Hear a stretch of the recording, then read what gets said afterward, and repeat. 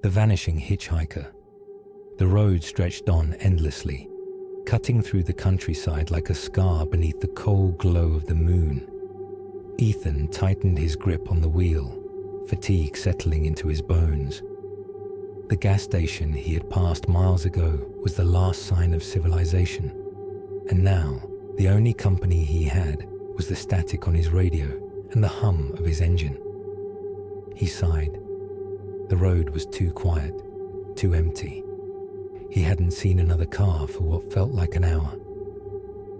It was late, and the darkness outside pressed against his windows like something alive. Then he saw her, a pale figure standing just at the edge of the road, her long, dark hair cascading over her shoulders. A white dress clung to her thin frame, and her bare feet were planted on the cold pavement. Ethan's stomach twisted. Who would be out here this late alone? His hands hesitated on the wheel, but he slowed down. He pulled over, rolling down his window. The cold night air rushed in, sending a shiver down his spine. "Hey, are you all right?" he called out. The woman lifted her head slowly. Her eyes were downcast, her expression unreadable. Then, in a quiet, almost whisper-like voice, she spoke. "Can you take me home?" Ethan nodded, unlocking the door.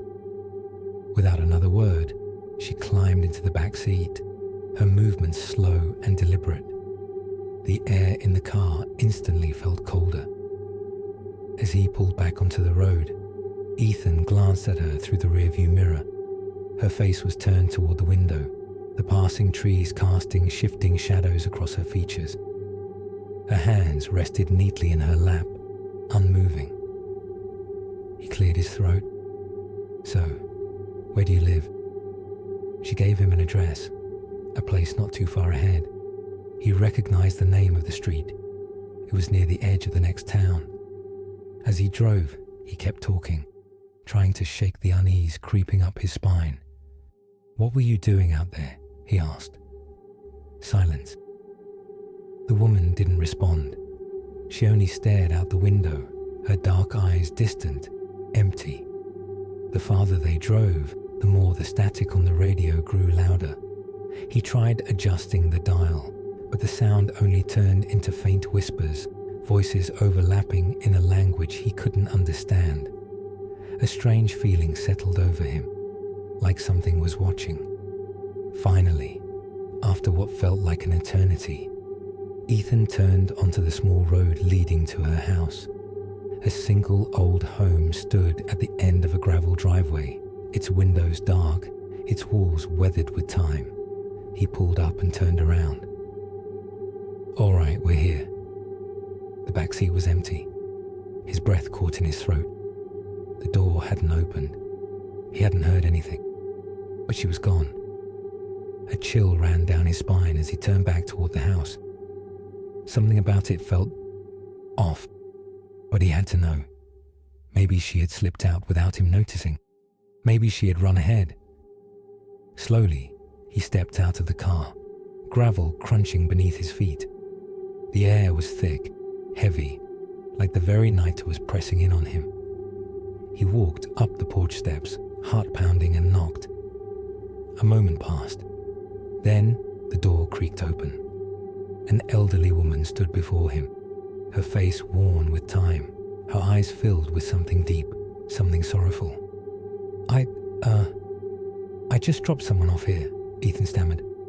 "A young woman. She said this was her house." The woman's face paled. "What did she look like?" Ethan swallowed.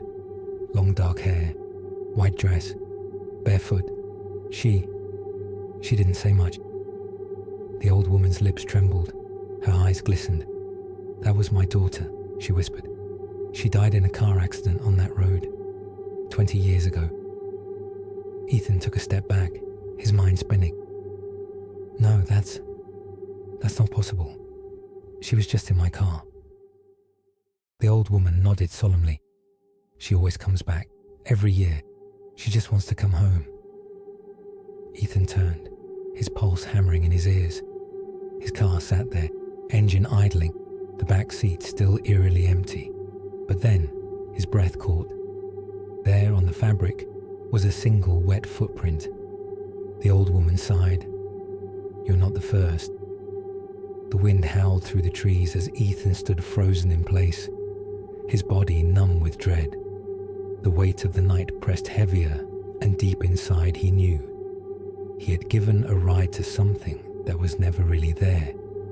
And yet, somewhere on that lonely road, she would wait again, for the next traveler, for the next ride home.